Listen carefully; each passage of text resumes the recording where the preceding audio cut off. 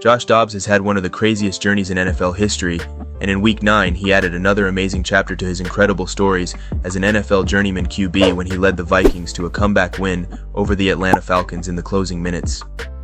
For most QBs, it takes a while to see the field as a backup journeyman QB, but for Josh Dobbs, he got to see the field less than a week after arriving in Minnesota. This is an incredible story, so sit back, relax, and let us take you on this incredible journey of Josh Dobbs' career. Josh Dobbs was born on January 26, 1995 in Alpharetta, Georgia. Dobbs knew football from a young age when he started playing at 5 years old. If you haven't noticed yet, Dobbs is bald, and not by choice because as he went into middle school, Dobbs developed what is called alopecia areata, which is an autoimmune disease that causes hair loss. He continued playing football, and as a senior threw for north of 3,600 passing yards and 29 touchdowns.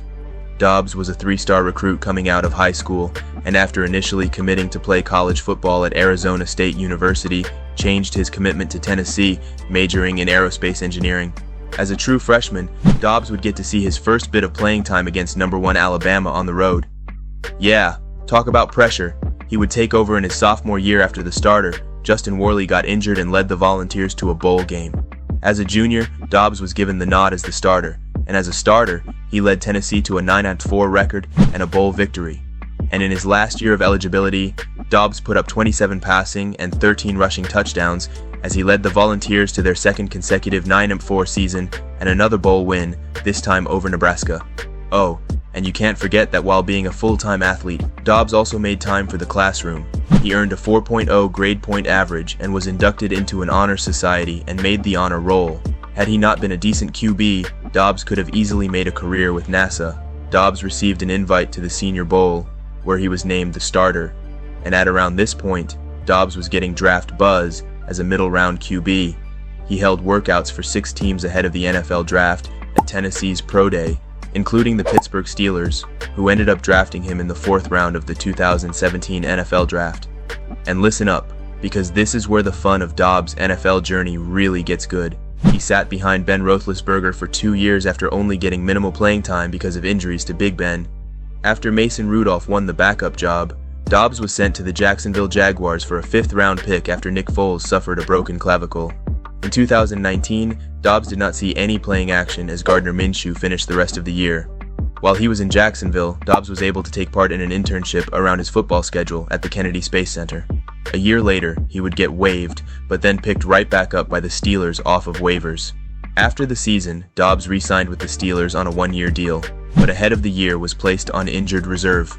Fast forward to the 2022 season, and we get to see how many times Dobbs was thrown around the league. He signed a 1-year deal as the team's backup ahead of the 2022 season after Deshaun Watson had to serve his suspension, and after Watson came back, he was waived by the Browns.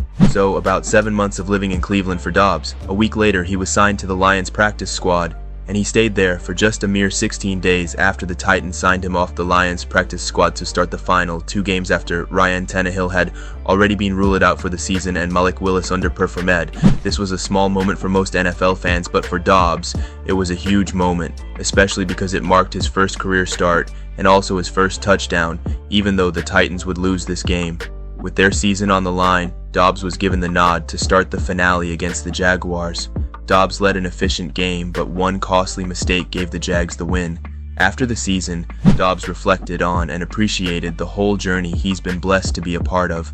I'm definitely going to start and play good ball in this league. So just to be out there and have that opportunity to do that. And Dobbs signed with the Cleveland Browns over he like of the Titans in 2023 free agency, but just 5 months later, Dobbs would have to make his way to the airport again, this time to Phoenix, as he was traded to the Arizona Cardinals after Kyler Murray would not be ready to return from a torn ACL and the new coaching regime wasn't confident in either Colt McCoy or David Blau to get the job done. So with Dobbs, they went. Dobbs knew that fans would be interested in his travel process after the trade, so he made a TikTok about it. Let's move to Arizona.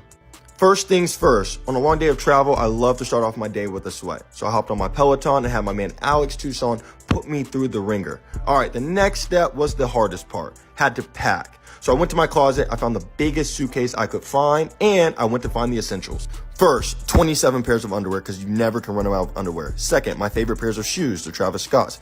And third, my golf clubs. Definitely have to bring those so I can spend my free time doing something. There's some other stuff packed in my bag, but you guys get the point. Once I packed up, I headed to the airport, and let me put you guys on game. This is how you travel efficiently. For a flight that boards at 10 a.m., I get to the airport exactly 20 minutes before that. That gives me plenty of time to check my bags, grab some breakfast, grab some water, grab some Gatorade, and head to my plane and get there without having to wait in any lines to get on the plane. First flight was quick. I took a nap, then I landed in Detroit. I jumped on the tram, headed to my next gate, and then it was off to Phoenix. This flight was longer, so I was able to catch up on my suits and watch some football. Ironically, I was able to check out the Cleveland Browns, my former employer, play in their last preseason game. Here's the lunch we had. It was chicken. It had a bone in it. It was airplane food, kind of mid, but it got the job done. All right, once I landed in Phoenix, it was time to get my bags and head over to the team hotel. First thing I had to do was take a nap because your boy is tired from traveling all day. Then I walked across the street and grabbed some dinner because I was still a little hungry after lunch. First meal in Phoenix definitely was amazing. Definitely starting off the Phoenix vibes, immaculate. Then I went on a little walk to hang out. It was about 120 degrees outside, so I quickly went back to my hotel room, hopped in bed, and now I grabbed my iPad, and now I'm going through my new playbook. Being traded and having to move across the country within a day can definitely be stressful, but I'm embracing the journey. I'm really looking forward to seeing my new teammates. Cardinals would get their first and sole win together in an upset against the Cowboys. Dobbs would play 8 total games for the Cardinals, going 1-7. As for the Vikings, Kirk Cousins had just suffered a season-ending injury, and the Vikings were desperate for a QB. And here is where things get interesting. After the Cardinals' Week 8 loss to the Ravens, head coach Jonathan Gannon said that Dobbs would remain the starter, but clearly, he had a change of heart. You have to feel bad for Dobbs, as he mentioned that all his furniture had just arrived from Cleveland, and he was all moved into Arizona. But without hesitation, Dobbs hopped on a Halloween nonstop flight to Minnesota to get to work with his teammates. The Vikings had Jaren Hall penciled in to start, so Dobbs would be the backup. He got in, took a physical, and started cramming as much of the Vikings' playbook as he could. Come game day, and Dobbs would be where he started his football journey years ago in Atlanta. 11 plays into the game, and rookie Jaren Hall would suffer a concussion, forcing Dobbs into the equation. Dobbs later said that before he went out there, the coaching staff told him not to get hurt because he was the only quarterback. Since the Vikings were having Dobbs back up this game, he didn't take any offensive snaps with the first team at practice. In between series, Dobbs and center Garrett Bradbury practiced cadence and span count on the sideline. The game was close, like many Vikings games are, and it was 21-13 with the remaining minutes on the game clock. Dobbs put the team on his back. Dobbs ran it in for a rushing touchdown. The Vikings defense held its ground, and then Dobbs led another drive down the field to put the Vikings up 3 with less than a minute to go. And after the game, Dobbs celebrated the win with the Vikings, even after not knowing most of their names, and head coach Kevin O'Connell gave Dobbs the game ball. It was an unlikely come-from-behind win for Dobbs and the Vikings, but for right now, Dobbs is just appreciating the moment and working hard to get everything right.